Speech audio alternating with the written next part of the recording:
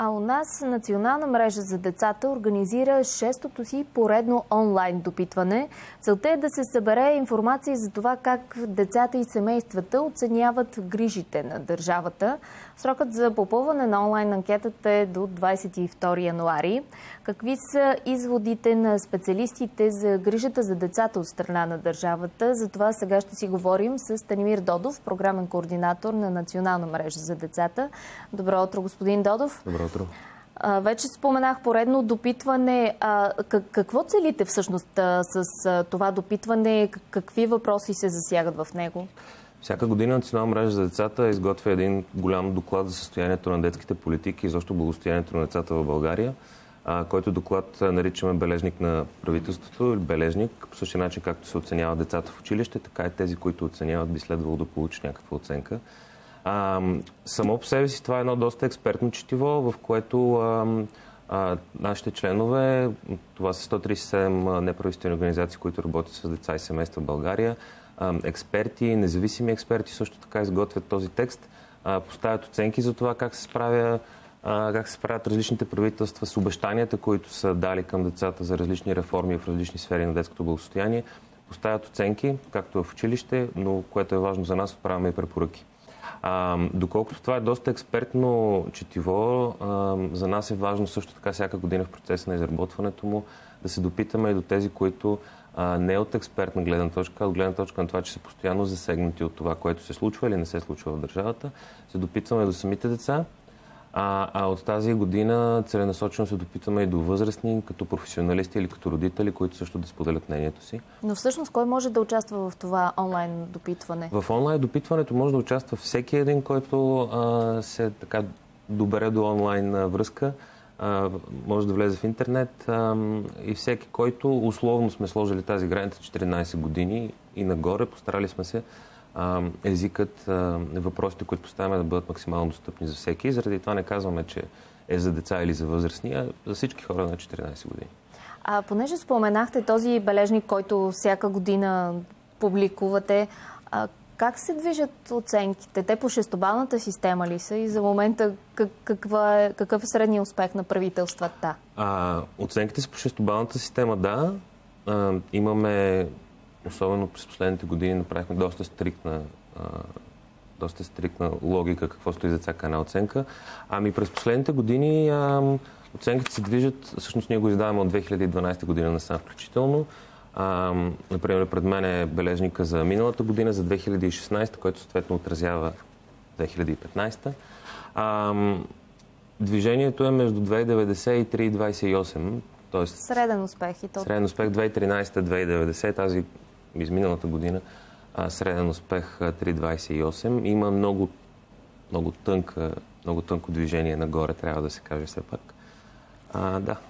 То на какво се дължи? Може ли да се откроят някакви положителни тенденции, които държавата дали законодателно, дали чрез някакви добри практики, които внедрява в съответните служби? Какво помага за тази, макар и минимална положителна тенденция? Най-общо може да се каже, че това, което помага да има положителна тенденция, но заради което пък тя е много малка, е, че през последните години започнаха да се приемат много ключови стратегии, държавни стратегии и планове, от които да последват законодателни реформи. Такъв е случая с преди години създаването, а наскоро преди 2 години актуализацията на Националната стратегия за закрила на детето. Това, което всяка година се случва и се подобрява в Националния план за закрила на детето, който е ежегоден и се координира от Държавната агенция за закрила на детето. Реформите, които се случват във връзка с училищното и предучилищното образование. Това, което в момента е актуално в правосъдието за деца. Там бавно, но все пак се случват промените. Всички тези неща на стратегическо законово ниво, които са важни, които в нашия бележник наричаме обещания на правителството, ангажименти, които са поети по-точно. Факта, че ги има, обикновено е причина да се повиши оценката.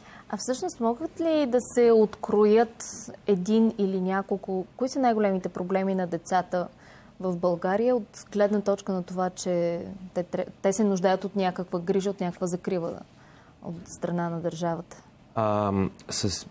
Според мен е важно да кажем какво самите деца открояват като важно и като резултати от нашите допитвания от тях през последните години.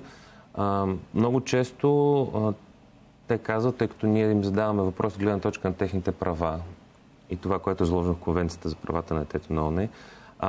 Много често те казват, че нямат достъп до такава информация. Знаят, че имат права, но не знаят какви са точно те, къде могат да четат за тях, кой ги защитава тези права, ако имат проблем и смятат, че правата не са нарушени, към кого да се обърнат. Какво може да е евентуалното решение на този проблем? Решенията са много задължително. Трябва, например, училищното образование да поеме по-последователен ангажимент в това отношение. Не можем да очакваме, не можем да ангажираме само и единствено родителите да предават това знание. Друга важна сфера, в която децата често говорят, е дори когато ги питаме за нещо друго, те често се обръщат към проблема за бедността. Виждат го през свои връстници, виждат по какъв начин тя се отразява на достъпа им до училище, до присъствието им сред останалите, дори от гледна точка на самочувствието ги тревожи. И третото нещо, което така, по мой спомен много често излиза от тях, са, разбира се, отношението в училище, отношението между учители и ученици, това какви са те, как наблюдават тенденциите на развитието в класната стая. Това е общо взето. Добре, вие се срещате и с деца в училища, и такива от социални домове. Има ли нещо общо в техните нужди? Едните си имат семейства, би трябвало да имат така сравнително добра обезпеченост, грижа. Другите би трябвало държавата малко повече да заема тази роля на семейството. Какво ги обединява всъщност децата? От наша гледна точка, като организация, която се грижи за правата на децата, със сигурност това е основното нещо, което ги обединява. Като хора до 18 години, те имат човешки права. Правата на децата предполагат, че като хора те имат нужда от по-специална грижа и подпомагане на тяхното развитие. Така че ако не само ние, ами наистина и държавните институции и професионалистите вярваме в това, че всички права имат еднакви права, всички деца имат еднакви права, то това би следвало да се види в ежедневната ни практика като професионалисти и като институции. Така че ако се обръщаме по-често към конвенцията, ако разбираме добре какво означават тези права на децата, ще видим, че има сфери, в които тяхното благосостояние на децата в България, независимо дали са в каква среда живеят, ще видим кои са общите неща. Едно от тях е, както преди малко казах, повече информация за това какви са техните права. Всички имат нужда от това, независимо къде са израсли. Другото, от което имат нужда, разбира се, е качествено образование. Независимо в каква среда израстват, може да се случи така, че или да имат затруднен достъп до образование, или изобщо да нямат възможност да отидат на училище, или в училище да определени фактори да възпрепятстват ученето им, било то нещо свързано с тялото им, било то свързано с произхода им, било то свързано с отношението на учителите и така нататък, но всички те имат право на качествено образование и така нататък. От тези препоръки, които отправяте през годините, може ли да се каже каква част от тях се изпълняват от страна на държавата, каква не? Ако говорим за този последния бележник за миналата година, какво се изпълни, какво ще трябва да се направи? Използвам случая да призова за две неща. Едното е, разбира се, всеки, който има възможност и желание да се включи в допитването. Не е необходимо изобщо да бъде специалист, за да се включи. Тя е достъпна на нашия сайт nmd.bg.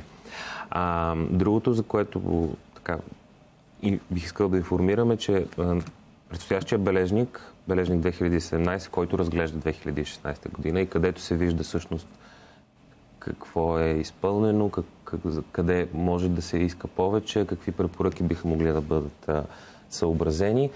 Предстоящия бележник ще бъде представен през май месец. Разбира се, ние ще разпространим повече информация, когато стане време за това. Така че, за да бъде конкретно и полезно, тогава би било най-добре да се види.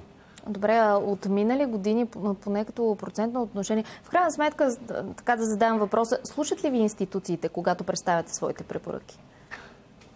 Със сигурност можем да кажем, че с годините бележника, за наша голяма радост, така се наложи наистина като доклад, като нещо, което събира важни данни, с което институциите започват да се съобразяват, да следят, да питат. Струва ни се, че много от тях го разпознаха, говоря за хора на отговорни постове, за ключовите институции, които са ангажирани с правата на децата, започнаха да го разпознават, така като огледало, като възможност за обратна връзка, като все пак организация като нашата, с нашите 137 члена в цялата страна, различни организации, които работят с деца, ежедневно в практиката си виждат, разбират техните нужди и работят в най-различни сфери, от образование, през бедност до всички, които можете да сетите. Така че доклада бележника наистина събира изключително много информация, която освен това е актуална, и през годините институциите започнаха да разпознават това до степен, че вървим вече наистина към, за наша радост, конструктивен диалог, регулярен, а не просто веднъж годината да се появим, да се скараме едни на други и да си ходим. По ваши лични впечатления за тази година, оценката, която се отнася за 2016, каква ще е? Не като конкретно число, просто дали ще е по-висока, по-ниска? Всички стискаме палци да се е вдигнало още с малко. В никакъв случай за миналата година, за 2016 съответно, беше 3,28. Съвсем определено не можем да очакваме много добър или отличен. Но ако запазим тази нарастваща тенденция, въпреки смените на правителства и въпреки трудностите в политическата обстановка, би било страхотно. Надявам се с още, може би, 10, 15, 20, защо не 50. Да стигне до добър 3, 50, 60 и нещо. Да, ако може четворка веднъж да опитаме. Да. Би било чудесно. Честно казвам, аз искрено го пожелавам не просто на вас, на всички нас. И се надявам, че отново ще се видим тук в студиото, вече за да коментираме оценката за 2016 година на правителството. Много ви благодаря за това участие. Гост беше Станимир Додов, програмен координатор в Национална мрежа за децата.